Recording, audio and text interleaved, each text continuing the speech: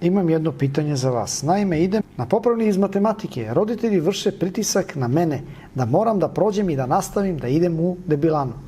Majka me čak šalje na privatne časove da bi nešto naučio i onda posle mene krivi jer ona troši pare. Ne znam šta da radim jer ako ne prođem razred, roditelji će me ubiti od batina. Nemam gde da bežim, jedino da se sukobim fizički sa roditeljima ako budu krenuli na mene. Koji razred, šta kaže? Nije pisao, samo popravno iz matematike. Nije.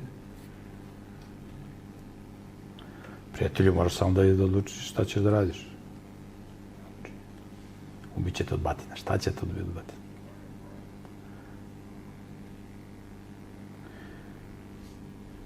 Ja sam o tome pričao.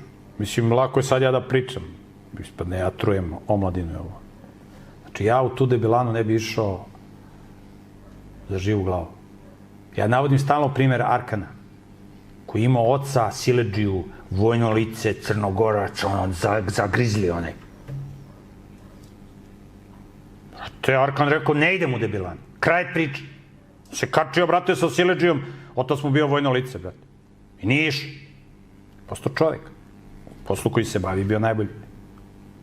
Nije se pazio, pa je ranije završio karijeru. Znači, kad je Arkan mogao, možeš i ti, bato. Možeš da budeš karakter.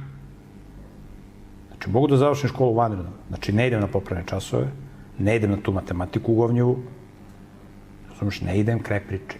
I u debilanu više ne idem.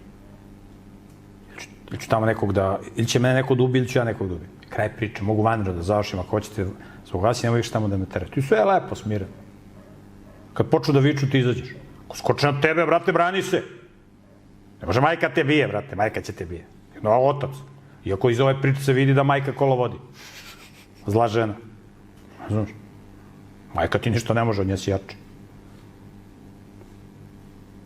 Možda budeš diplomata, ko Vojvoda Drekale. Ko predsjednik Srbije. Sve fino. Ovo mora...